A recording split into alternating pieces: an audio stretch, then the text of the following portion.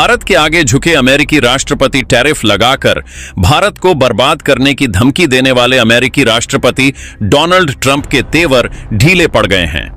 हालात ऐसे हैं कि जिन देशों के भरोसे उन्होंने भारत पर दबाव बनाने की कोशिश की थी, उन्हीं देशों ने उनका साथ छोड़ दिया है।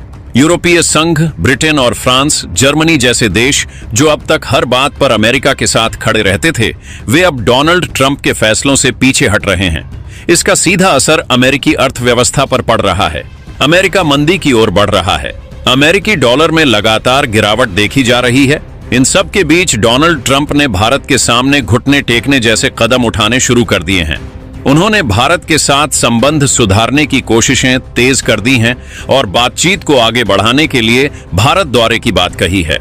खबरों के मुताबिक ट्रंप भारत पर लगाए गए प्रतिबंधों को एक एक करके हटा रहे हैं।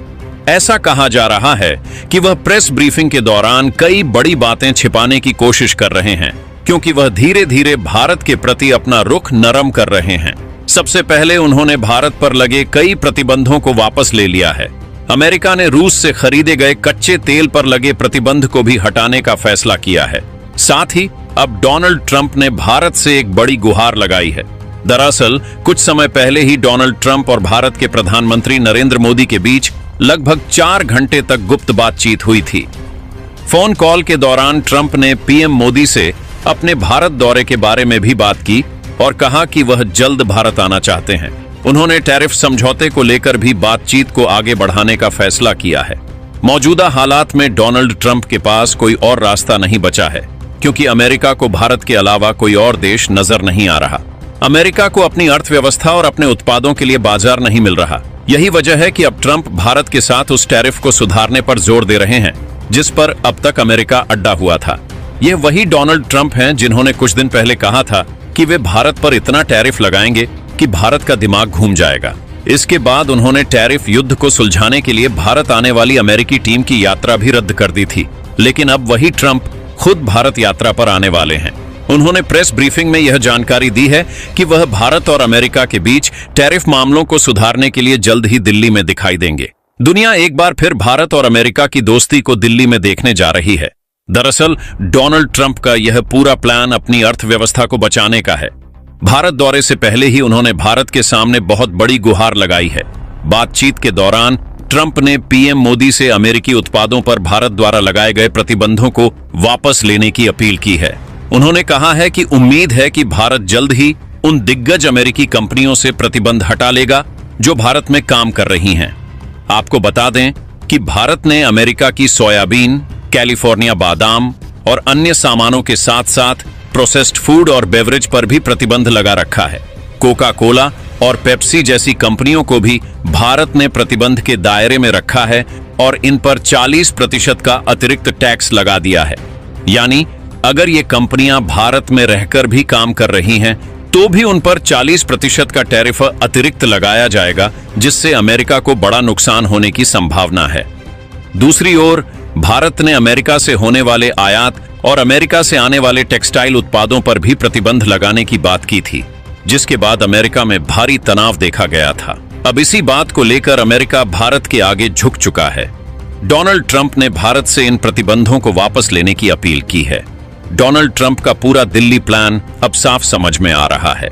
यह अचानक नहीं हुआ कि उन्होंने भारत की यात्रा चुनी और टैरिफ के मुद्दे को सुलझाने के लिए खुद पहल की। यह सब अमेरिका की अर्थव्यवस्था को बचाने के लिए है।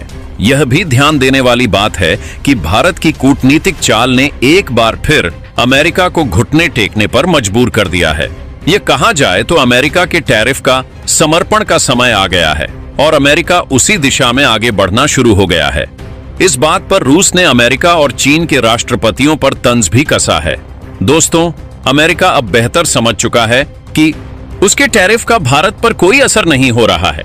न तो भारत की अर्थव्यवस्था में कोई बड़ा बदलाव हुआ है और न ही भारत के रुपए या बाजार पर कोई असर पड़ा है, बल्कि अमेरिका द्वारा प्रतिबंध लगाने के बाद भारत ने दुनिया में कई बड़े और नए बाजारों पर काम करना शुरू कर दिया है। चाहे वह चीन हो, दुर्लभ पृथ्वी धातु हो या रूस से आने वाला कच्चा तेल और गैस हो। भारत ने रूस के साथ प्राकृतिक गैस को लेकर भी एक बड़ी डील पर दस्तखत किए हैं। उधर भारत ने जापान के साथ बुलेट ट्रेन और अन्य चीजों को लेकर भी बड़े समझौते किए हैं। वहीं देखा जाए तो ऑस्ट्रेलिया में भी भारत ने अपने चावल निर्यात के लिए बहुत बड़ा बाजार बना लिया है। यानी जो उत्पाद अमेरिका को बेचे जाते थे, अब वे दुनिया के तमाम अलग अलग देशों में जा रहे हैं। रूस ने अपने बाजार को भारत के लिए खोल दिया है, जो कभी खत्म नहीं होने वाला है। लेकिन दूसरी तरफ अमेरिकी अर्थव्यवस्था पूरी तरह से डगमगा चुकी है। याद कीजिए, पिछली बार जब डोनाल्ड ट्रंप भारत आए थे तो अहमदाबाद में हाउडी मोदी और नमस्ते ट्रंप जैसे कार्यक्रम हुए थे, जिनकी गूंज पूरे देश में सुनाई दी थी। उस समय ट्रंप की दोस्ती की मिसालें दी जा रही थीं, लेकिन आज हालात बिल्कुल उलट हैं। अब अमेरिका शर्तों पर चल रहा है तो भारत को भी शर्तों पर ही चलना है। लेकिन अब अमेरिका को भारत की जरूरत है, भारत को अमेरिका की नहीं। यही वजह है कि अमेरिका इस पूरे मामले में घुटने टेकने पर मजबूर हो गया है। दरअसल अमेरिका जिन देशों के भरोसे खड़ा होने की कोशिश कर रहा था, उन देशों ने खुद ही भारत का हाथ थाम लिया है। यूरोपीय संघ, फ्रांस, जर्मनी, इटली, ये तमाम देश अब तक ऐसा लग रहा था कि अमेरिका के हाँ में हाँ मिलाएंगे, लेकिन असल में उन्होंने भारत के साथ अपने व्यापार को बेहतर करना शुरू कर दिया है। और तो और, अमेरिका जिस यूक्रेन को कह रहा था कि भारत रूस से कच्चा तेल न खरीदे, उसी यूक्रेन ने पिछली तिमाही में भारत से सबसे ज्यादा तेल खरीदा है। इस रिकॉर्ड ने अमेरिका को ऐसा झटका दिया है जिसने उसे कहीं का नहीं छोड़ा है। यानी अमेरिका जहां अपने झंडे गाड़ने की कोशिश में लगा था, वहीं यूक्रेन ने अमेरिका को नजरअंदाज करते हुए भारत से सबसे ज्यादा तेल खरीदा है। डोनाल्ड ट्रंप ने जो भारत से गुहार लगाई है, इस पर आपकी क्या राय है?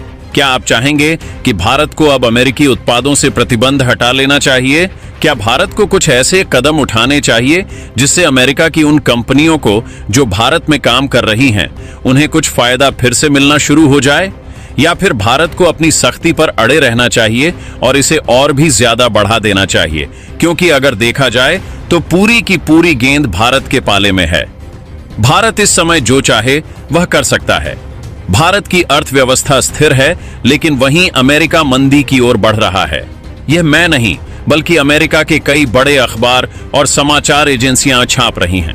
अमेरिका के अर्थशास्त्री भी कह रहे हैं कि अमेरिका एक बार फिर से बड़ी मंदी की ओर बढ़ रहा है। अगर डोनाल्ड ट्रंप का यही रवैया रहा तो अमेरिका में भयंकर मंदी देखी जाएगी, जो इतिहास में शायद दूसरी बार होगी। ऐसी मंदी एक बार अमेरिका पहले भी देख चुका है। इस पूरे मामले में रूस और चीन ने इस मुद्दे को और बड़ा बना दिया है। रूस और चीन ने डोनाल्ड ट्रंप के भारत दौरे को लेकर अपनी सीधी प्रतिक्रिया दी है।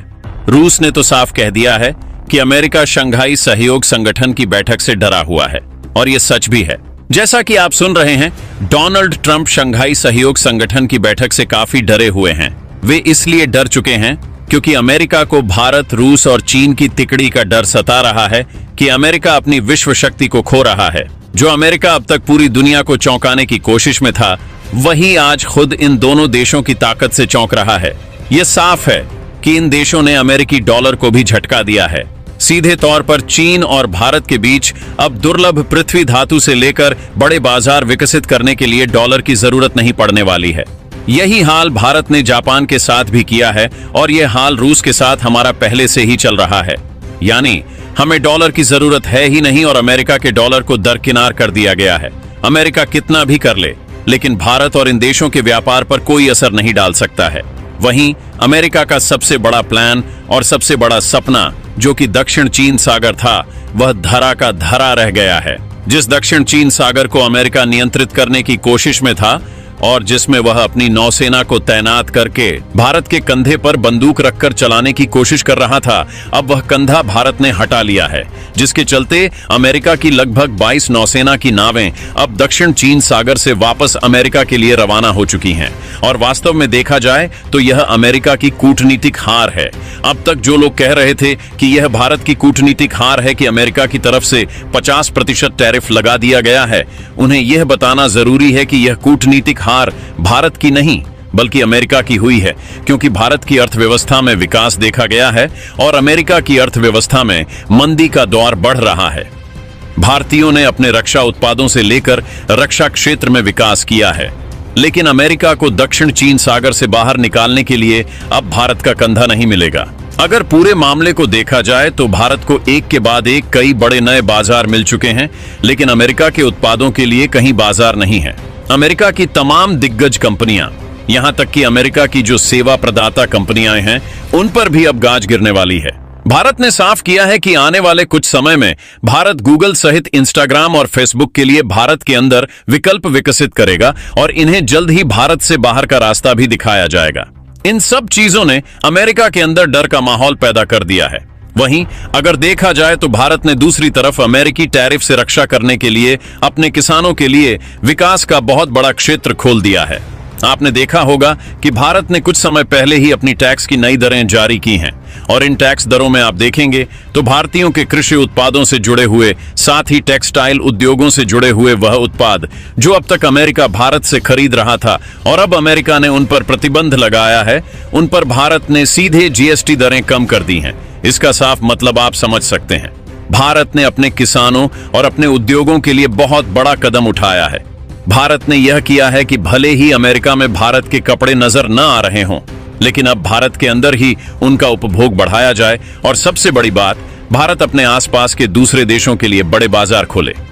सीधे तौर पर अमेरिका के इस रवैये के चलते कुछ समय के लिए ही भले हमारे किसान भाइयों को और साथ साथ हमारे व्यापारियों को नुकसान होता, लेकिन भारत ने जीएसटी की दरों को तुरंत कम करके अब इस पूरे मामले में अपना सबसे बड़ा कदम दिखाते हुए साफ कर दिया है कि किसान और भारतीय अर्थव्यवस्था के लिए भारत के उद्योग उसके लिए सबसे ऊपर हैं और भारत उनके लिए कुछ भी कर सकता है और भारत ने वैसा ही किया भी है।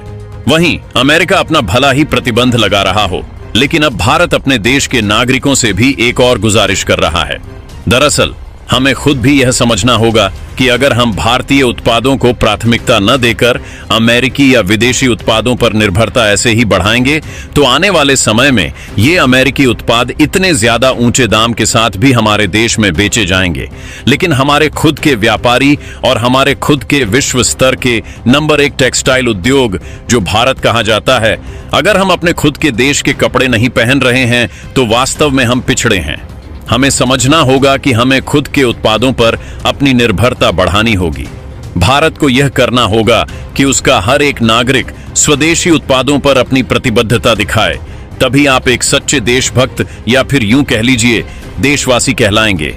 क्योंकि सिर्फ बड़े बड़े भाषण देने से कुछ नहीं होगा, उसके लिए कुछ करना भी होगा, जैसे कि कोका कोला और तमाम तरह की कंपनियों को हमें खुद ही नजरअंदाज करना होगा, जो हमारी सेहत के लिए भी नुकसानदायक हैं और साथ ही हमारी अर्थव्यवस्था के लिए भी।